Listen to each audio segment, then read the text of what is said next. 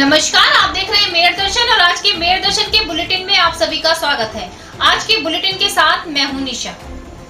Mayor दर्शन परिवार की ओर से मैं आपसे रोज किसी न किसी चीज के लिए अपील करती हूं, तो आज भी मैं आपसे अपील करती हूं कि चाइना के बने हुए प्रोडक्ट का इस्तेमाल ना करें, चाइना के किसी भी सामान का यूज ना करें। अभी कुछ दिनों पहले हमारे प्रधानमंत्री मोदी जी ने भी कहा था कि आत्मनिर्भर बने, आत्मनिर्भर भारत बनाएं, कि हम अपने भारत से ही बना हुआ सामान यूज करें, जो भी स्वदेशी अपनाएं, जो भी हमारे स्वदेश में हमारे देश में चीजें बनती हैं उनका इस्तेमाल करें, विदेश की चीजों का इस्तेमाल ना करें। तो आप देख भी सकते हैं कि जो चाइना है किस तरीके से उन्होंने हमारे जो भारतीय सैनिक हैं उन पर अटैक करा और किस तरीके से देशद्रोही का काम कर रहा है।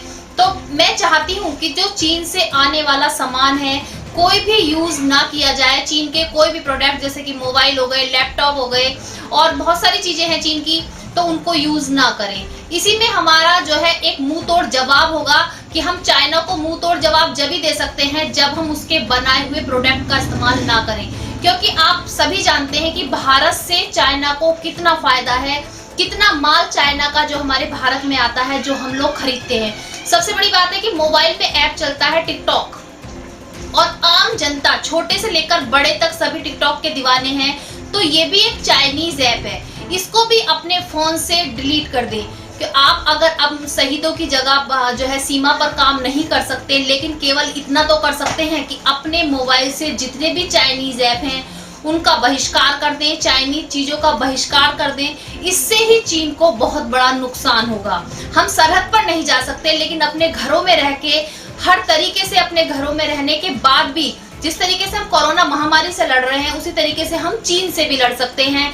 सबसे बड़ी बात है चीन के सामान का बहिष्कार करने से चीन बौखला जाएगा और उसको बहुत बड़ा नुकसान होगा। तो मैं एक बार फिर से आपसे अपील करती हूँ, अपने मेयर दर्शन पूरे परिवार की ओर से अपील करती हूँ कि चाइनीज सामानों का बहिष्कार करें, स्वदेशी सामान अपनाएं, बाहर का कोई भी प्रोडक्ट यूज ना करें। हम चीन को बहुत बड़ी मात दे सकते हैं। आज के समाचारों के प्रायोजक हैं खेमचंद पहलवान, पूर्व सदस्य Uttar Pradesh Congress committee, Arvind Kumar Gupta, Marwari Bhoj, metro plaza, Delhi road, Meerut, doctor Bina Rani Agarwal, समाज सेविका, और सह प्रायोजक हैं VGS पब्लिक स्कूल, पंचगांव, गढ़ रोड, मेरठ, माधुरी डांस एकेडमी, पल्लवपुरम, मेरठ। अब नजर डालते हैं दिन भर की तमाम सुर्खियों पर, जिसके प्रायोजक हैं जूम डिजिटल मूवी वर्ल्ड। आज की हेडलाइन के प्रायोजक हैं SS public school, mission compound, बच्चा पार्क, मेरठ। मेरठ वासियों के लिए आई थोड़ी सी राहत की खबर, बढ़ते कोरोना पॉजिटिव मरीजों की संख्या पर लगी रोक। आज कोरोना के 6 मरीज आए सामने, टोटल आंकड़ा हुआ 734। अब नए एंटीजन टेस्ट से होगी कोरोना जांच, 15 मिनट में मिलेगी रिपोर्ट। हस्तिनापुर थाना क्षेत्र के गांव किशोरपुर में बेटे ने मां की गोली मारकर की हत्या, पुलिस ने किया गिरफ्तार। प्रगति नगर थाना सिविल लाइन क्षेत्र में 18 वर्षीय युवक ने फांसी लगाकर की आत्महत्या, मौके पर पहुंची पुलिस। सूर्य प्लाजा हापुड़ रोड चौराहे पर टेम्पू चालक ने एक महिला के साथ छेड़खानी करते हुए गले में पड़ी सोने की चेन पर डाला हाथ व की मारपीट, टेम्पू चालक फरार। IIMT विश्वविद्यालय के फार्मेसी विभाग द्वारा तैयार किया गया जड़ी बूटियों से निर्मित ऋषि काढ़ा, जो कोविड-19 के संक्रमण से करेगा बचाव, प्रेस वार्ता के माध्यम से दी जानकारी। दिल्ली रोड RK पुरम निवासियों ने चाइना का किया बहिष्कार और चाइनीज सामान की जलाई होली। हापुड़ अड्डे चौराहे पर आदर्श सेवा समिति के अध्यक्ष मनोज चौधरी ने चीन का पुतला फूंका और किया चीन के सामान का बहिष्कार। समाजवादी पार्टी के कार्यकर्ताओं ने भी चाइना के खिलाफ किया प्रदर्शन और चाइना के सामान का किया दहन। स्कॉल संस्था द्वारा लगातार जरूरतमंदों की जा रही है सहायता, आज भी बांटा गया भोजन। अब खबरें विस्तार से। सबसे पहले जानते हैं कोरोना की अपडेट। जिस तरीके से कोरोना महामारी का प्रकोप बढ़ रहा है, सभी जानते हैं कि रोज पॉजिटिव केस सामने आ रहे हैं, रोज मरने वालों की संख्या भी बढ़ रही है। तो उसी चीज को देखते हुए शासन भी अपनी पूरी मेहनत से लगा हुआ है, पूरी तैयारी के साथ, और मरीजों को सही करने में लगा हुआ है। अब उनका प्रयास है कि किसी भी तरीके से मरीजों को सही किया जाए, साथ साथ मरीजों का जो उत्साह है उनको भी बढ़ाया जा रहा है कि ऐसी बीमारी है कि आप सही भी हो सकते हो, इससे इतना डरे नहीं। ये भी आपको मैं बताती हूँ कि जो कोविड-19 से जो डेथ हो रही है वो पेशेंट किसी न किसी बीमारी से पहले भी जूझ रहे हैं। अभी जो डॉक्टरों ने बताया कि उसी वजह से उनकी मौत भी हो रही है, क्योंकि उनकी इम्यूनिटी पावर जो है वो बहुत कम हो जाती है। तो लेकिन उसके बाद भी कोरोना पॉजिटिव मरीजों का जो आंकड़ा है दिन प्रतिदिन बढ़ता जा रहा है। रोज शाम को नई रिपोर्ट आती है तो उसमें आंकड़ा बढ़ा हुआ नजर आता है। तो आज मैं दिखाती हूँ आपको कि आज की रिपोर्ट में कितने कोरोना पॉजिटिव केस सामने आए हैं। मेरठ में रोज बढ़ते कोरोना पॉजिटिव मरीजों की संख्या पर लगी रोक। आज 6 लोगों में हुई कोरोना की पुष्टि। टोटल आंकड़ा पहुंचा 734। इनमें से 4 मरीज नए, बाकी 2 मरीज पुराने मरीजों के संपर्क में आए हुए मरीज हैं। अब तक मरने वालों की संख्या पहुंची 56 व टोटल एक्टिव केस हैं 235। डिस्चार्ज हुए मरीजों की संख्या है 443।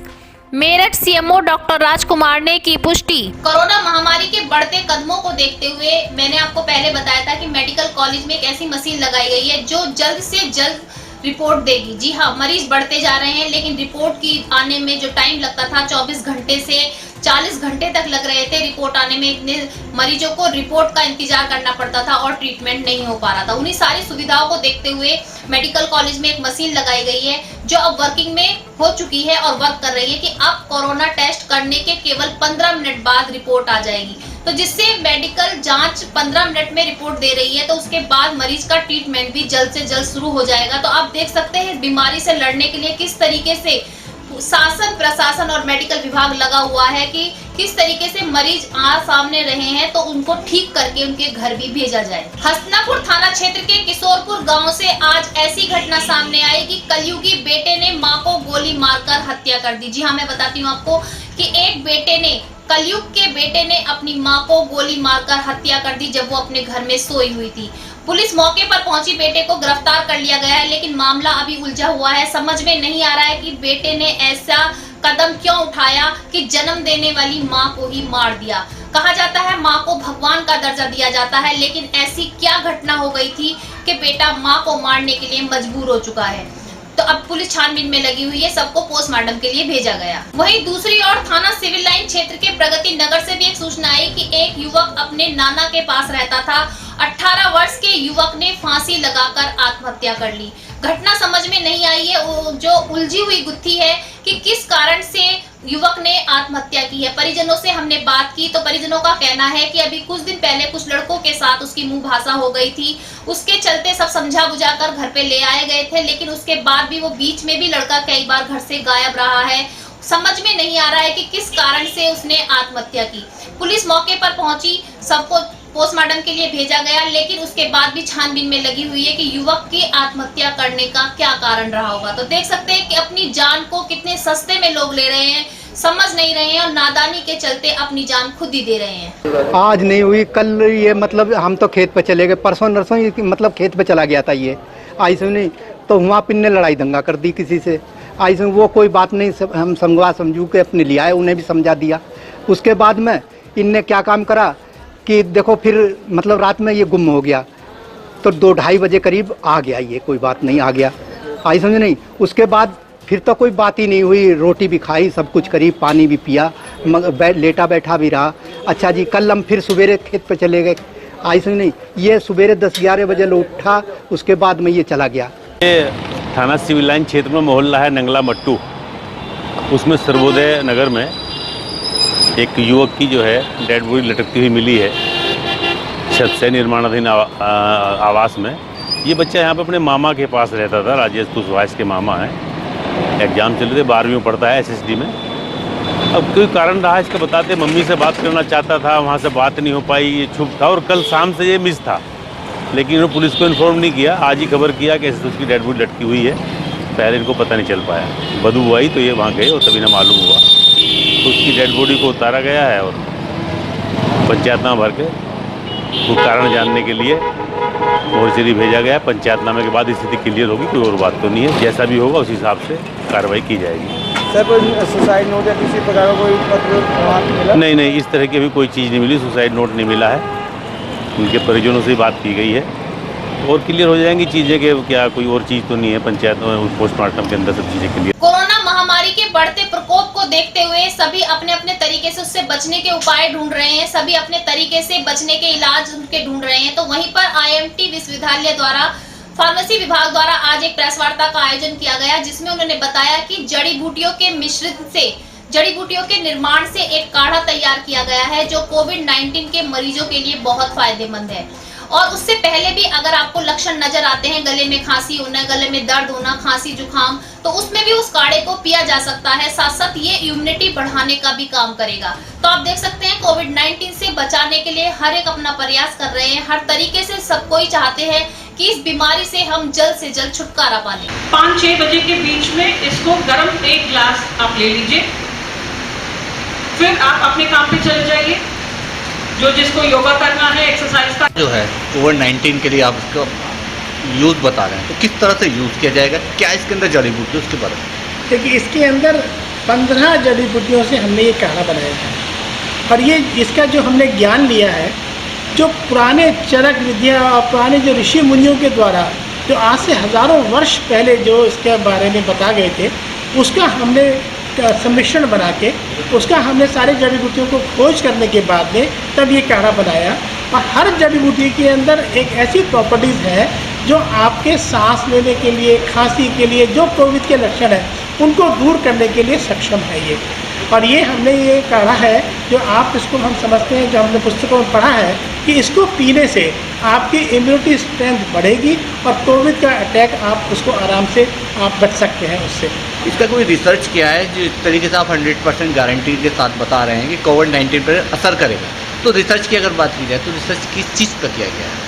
नहीं, रिसर्च हमने अपने यहाँ हमारी लैब है, हमारे पास चूहे हैं, हमारे पास खरगोश है, पहले रिसर्च उन्हीं के ऊपर किए जाते हैं। उसके बाद हमें 1.5 महीने इसको यूज़ किया हमने। चाइना द्वारा हमारे भारतीय सैनिकों पर अटैक करना और 20 सैनिकों का शहीद हो जाने से हमारे मेरठ में भी आक्रोश भड़का हुआ है। कल भी हमने आपको दिखाया कि हर तरफ चाइना का बहिष्कार किया जा रहा है। तो वहीं पर दिल्ली रोड के RK पुरम के निवासियों ने भी आज चाइना को बहिष्कार करते हुए चाइना के सम्मान की होली जलाई और उन्होंने कहा कि हम लोग भी चाइना का कोई प्रोडक्ट यूज नहीं करेंगे, चाइना का हम बहिष्कार करते हैं। अमर रहे माता के शहीद, अमर रहे माता के शहीद, अमर रहे माता के शहीद, अमर रहे माता के शहीद, अमर रहे। उधर से जाके उधर से बाजू चाइना चाइना मुर्दाबाद मुर्दाबाद मुर्दाबाद।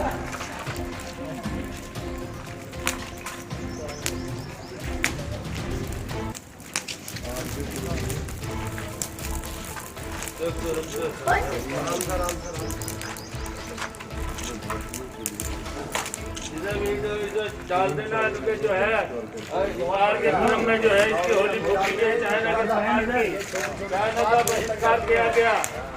इस्कॉन संस्था एक ऐसी संस्था है जो भारत में ही नहीं विदेशों में भी अपने नाम से जानी जाती है। इस्कॉन संस्था लॉकडाउन जब से हुआ है, जब से जरूरतमंदों की सहायता करती नजर आ रही है। सभी संस्थाएं रुक गई हैं, लेकिन इस्कॉन संस्था अभी तक अपना कार्य कर रही है और हर जरूरतमंदों को कभी खाना बांटकर, कभी कच्चा राशन बांटकर और हर तरीके से मदद करने में लगी हुई है।